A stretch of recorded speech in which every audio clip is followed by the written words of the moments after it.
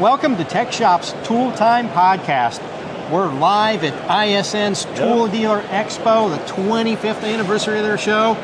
And I'm Eric Garbe, ASE Certified Master Automobile Technician and Editor of TechShop. And I'm Tom Pecka. I'm publisher of TechShop Magazine. And we're excited to be here at the Tool Dealer Expo, where we're going to talk to some of the different vendors.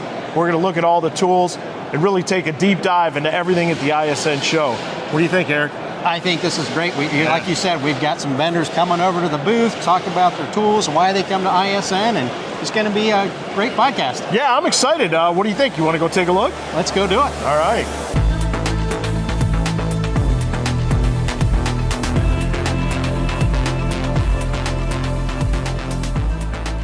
Joining us today is Mike Flink, Vice President of the Diagnostics Division at Autel.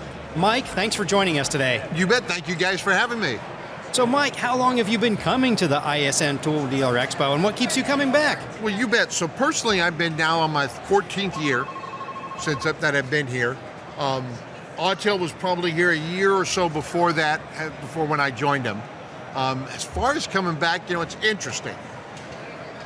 All the shows year after year, they do their numbers. COVID, we had the dip. But even with the dip of COVID, this show has been consistent in its sales numbers and gain, in the customers and people, even on the virtual one. And just how do you turn down a show that consistently grows, has the customers and the excitement to it? So that's great to hear. It's been really a great experience for us. Yeah, that's great. That's great. Wow. So you've been coming for a while now. Yes. Yeah, that's good. That's good. So, I mentioned to you before we got started, I said I'm still pretty new to the industry. You tell me a little bit about Autel? So Autel's now, we celebrated last year our 20th year, so started back in 2004. Really initially started with kind of a code reader OBD2 diagnostics tool, developed into our professional tools within that first couple of years around 2006 or 7. With our old DS708, and then has continued on to the MaxiSys line that we're still in now, but we also grew into the world of TPMS tools and sensors, where we're now the leading marketer of TPMS sensors and tools, and then we grew into heavy-duty coverage, battery testers. 2018, we were the first aftermarket all-systems ADAS calibration frame and system. We've now grown into that and wheel alignment, so the growth has been phenomenal for that time in both categories and stuff. But again, when you think of it, everything today, even changing a battery, you've got to connect to the car's computer to do resets.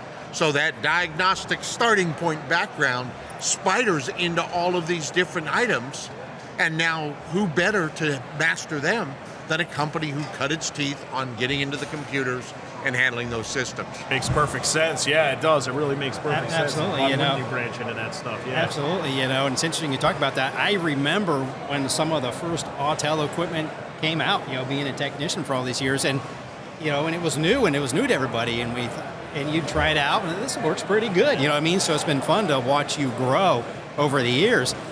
So, Mike, can you tell us some of the specific equipment at the show and some of the new stuff that is going on? Oh, you bet. Well, we've got, of course, our full lineup here, but some new great product that's really generating excitement. We've got the Ultra Series 2 that introduced we did a sneak peek at the Apex show last November, released out the end of March, beginning of April this year here. And that's been one of our hot sellers coming through.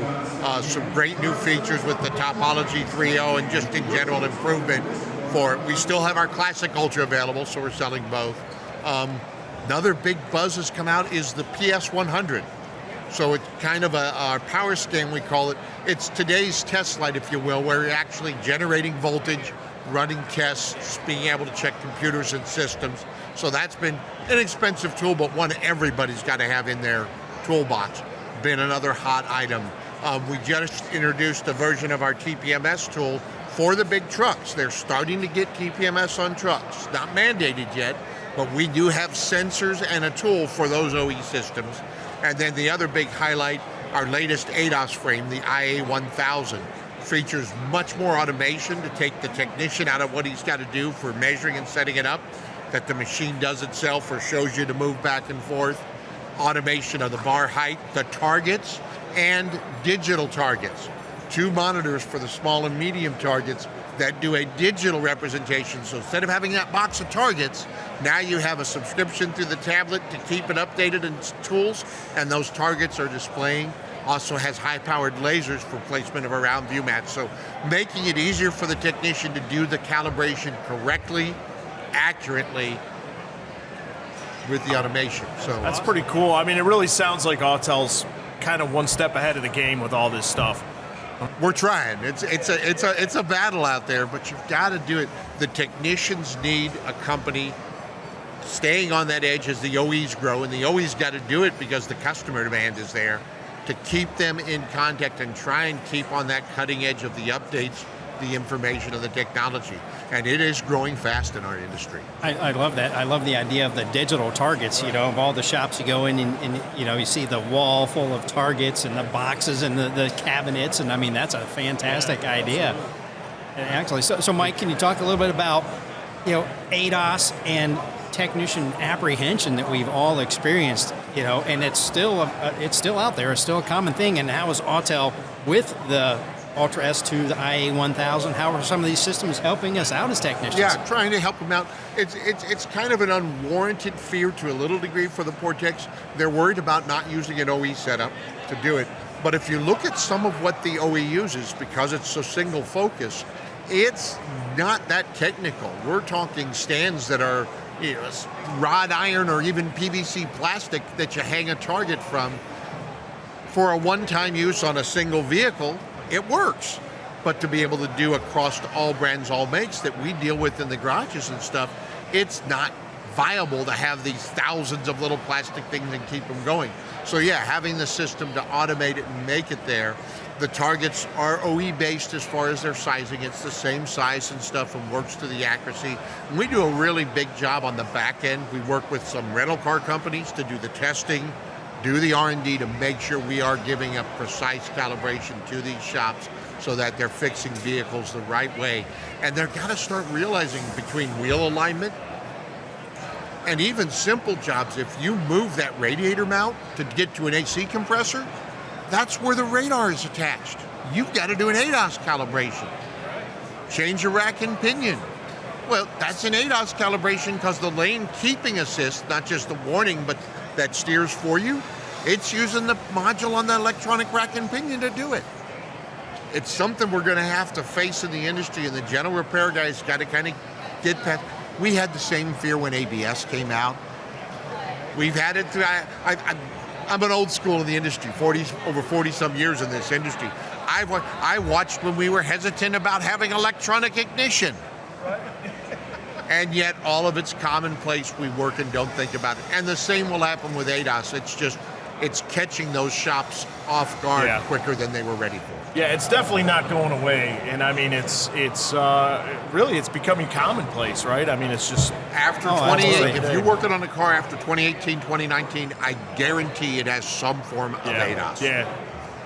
Just not You're avoidable. Absolutely, and it's so funny you talk about electronic ignition. I wasn't quite there, but I do remember I got into the industry when carburetors were still on almost everything, and myself was guilty of thinking, what is fuel injection? Why in the world, you know what I mean? And I had to grow with that as it grew over the years. Well, I think when you started, you had to turn the crank to start the engine, I think so, right? Something like that. We all had a stronger right arm from that. Yeah, That's right, absolutely. So you made a point earlier, Mike, you talked a little bit about alignments. How do alignments play a part in ADAS calibration and your equipment? It's all built in? Absolutely. So if you think about it, that camera mounted to the windshield obviously is a fixed mount. So it's pointing theoretically down the center line of the car. But if the car's alignment, mainly that rear toe and thrust angle is off, that camera isn't pointing straight. It's pointing a little to the side. The car, we've all seen the car dog track or crab walk, right? So it's pointing a little to the side. When you do that alignment and now get it pointing back straight, the parameters, the angles it's looking for those lanes have moved.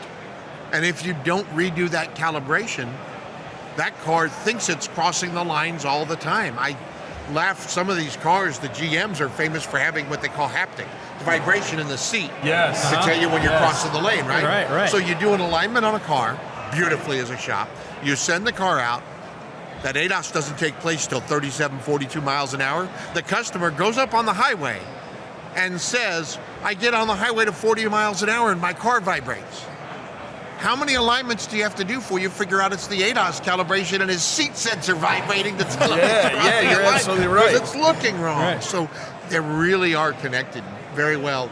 Having our machines, the cameras that we use to help place that frame for distance and side to side, well, with the twin cameras on each side, a fifth camera for distance, and a sixth going across so the machine self-calibrates knowing where it's at, that's the same amount of digitals and readings you need to look at targets on the wheel and do wheel alignment. So that same precision that made our ADAS so accurate, now enhanced with a database, can make wheel alignment just as accurate. That is awesome. It sounds like, if apprehension, forget about it. You have to get over that, because if you're not doing an ADAS calibration as a technician, you're going to fall behind and just be left in the dust. You're not giving the car back to the customer as it should be, but worse yet, you're turning away money opportunities. I think one of the errors our industry makes, and I've kind of tried to do this, and our ADAS trainers do it as well, that we have, is guys, your guy writing up alignments, whether it's a tech or a service writer or whatever, if that's a 2017, 2018 or newer car, first question after wheel alignment is, do you have that lane keep assist? How's it working? When we're done this alignment, we need to recalibrate that to keep it working well, or if it's not, we need to do that to fix it as we do the alignment, and price it up front to that customer, to the consumer. They're not going to balk at it. But if you wait till afterwards and have a problem and then try to add it on, they're going to think you're trying to fleece them. TPMS, how many years did we fight the light and put a piece of tape over it before they figured out we could fix it and it needed to be done, and then warn customers when we change tires, hey, we may need to change your sensors. And now they all expect it. Same is true. We just have to educate ourselves to then educate the public. That is a great point. And, it all starts with your communication with the customer. Yeah, it's key. Communication is always key, right? Absolutely. That's really important stuff. So I'm curious, Mike, out of all you guys have so many amazing products, what would you think is your number one seller? The MaxiSys line of stand tools absolutely still remains the heart of the lineup and one of our biggest things. Battery testing has come a long way. Since we developed our BT608 with the printer, we've worked with the battery manufacturers, because they're the guys that have to say, yes, this is the right tool to use, for shops to want to use it, for parts stores and suppliers to want to use it with their programs, to make sure that our tester met their needs and that they certified and done it. And that's come on very strong. Most of the OE battery manufacturers now we work with and talk with, and they're approving and liking it. So it's been good. ADAS, of course, more expensive, so the dollars really all overwhelm, but still one of the strongest sales from the glass industry with our little portable frame that's not as automated, to the repair shops up with the IA900s and 1000s. So Awesome. So let me kind of put this out there. Let's say I'm a new technician, or I've been around for a while and I'm just getting into ADAS calibration. I'm a little bit apprehensive about it, but I look at Autel and say, okay, this looks like this is easy to use, it's great stuff. What about training and support? Where does Autel come in? So on the bigger machines, that 900 or 1000, we have a couple of options for the customer to do. When they get the machine, really, first off, I laugh, because once you do it, it's way easier than they think. So great way, and I let customers know is, look, get that. There's videos on our website to help you get started. Thousands of machines roll out of the box assembled, other than all the targets to hang on it depending on your setup. So roll it out, do a couple of calibrations. We do offer training, but there's probably about a 4 or 5 week delay on our trainers as they go around the country. So don't say come before you get there and we show up and it's not there, depending on shipping, right? When it gets there, don't let it sit in a corner of your shop taking up a bay and waiting for the trainer to show up. Take it out. Use those videos for the setup. It's almost nothing. Do a couple. And learn questions you want to ask, so when that trainer does show up, you're ready to him for his 4 or 5 hours he's there to ask those questions, because we're not a guy in every state. They're traveling to get there. So make the use of them. The other even better way is, and we have 3 locations right now, we're trying to get more, obviously our New York office, We're using a facility in St. Louis provided for us. We're using one in California provided by SEMA, at the SEMA garage there that we're doing them at. And we have a 2-day class. They can go on our website and register. 2-day class. It includes your hotel room and a couple of meals. You got to get yourself there. And in those, not only do we show you how to do calibration, we get in depth to, okay, my calibration failed, why? Checking out the diagnostics of ADAS. So you're doing some Why did it do troubleshooting it? in there too, Yes, right? and showing them how to do it, what things to look for. That's really worth the value of the cost because of having those 2 days focused, hands-on in the training versus a few hours a guy can come out when you're setting it up. But we offer it either way. That's awesome. It sounds like Autel is really making this easy for the Well, like I technicians said, to you get know, involved. I feel like they're one step ahead of the game with this stuff, and that's critical. I mean, the way technology changes so rapidly, it's nice to hear that you guys are always staying ahead of that. So Trying to, but it's a battle. I work, of course, we have R&D guys here. We usually have 1 or 2 engineers from the headquarters in China over here in the U.S. working with us at shops and fleets that we work with. And then, of course, the team back there. There have been a few late nights because it's their morning that I've been on calls. Right, yeah, this yeah. is what we need. The new Ultra Series 2 is actually in development for a little over a year from when it actually debuted. And at that point, they told us a little of what they wanted as far as additional hardware. And then they said, what do we need if we're going to make a new one? And myself, a couple of my tech trainers, we got together and gave them a grocery list. They came back partway and said, okay, here's about 40%. We said, yeah, nice, and you got some fluff stuff. We need more.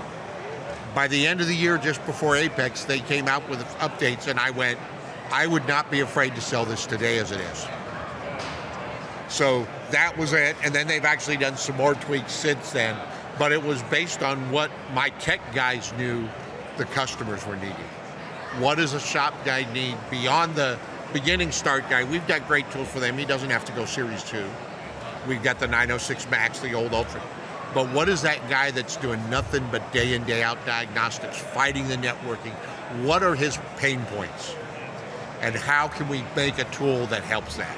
And so that's what we did with module picking and locations and some of the stuff we built into that Series 2. So you guys are spending a lot of time out in the field getting feedback from the boots on the ground, right? The guys that are sitting there working with this stuff. Absolutely. Yeah. The greatest tool in the world is worth nothing if the mechanic leaves it in his box collecting dust. Don't care what the shop owner wants to spend. If they won't pull it out and use it, it's useless. So it's got to be what they need, and it's got to be user-friendly for them to interact with. And so that's what we focused on. So yeah, I have 3 tech trainers, actually. My IM guy that subs at Diag as well. They work out in the field where they're with shops. They're doing classes and training events, both sales and whatever. We have 2 or 3 beta power users that we've worked with for years, some known and respected guys in the industry, and we let them give us feedback. Scott Brown with Diagnostics Network is one of them. Then we get their feedback. What do we need? What are you seeing? What do you think about this?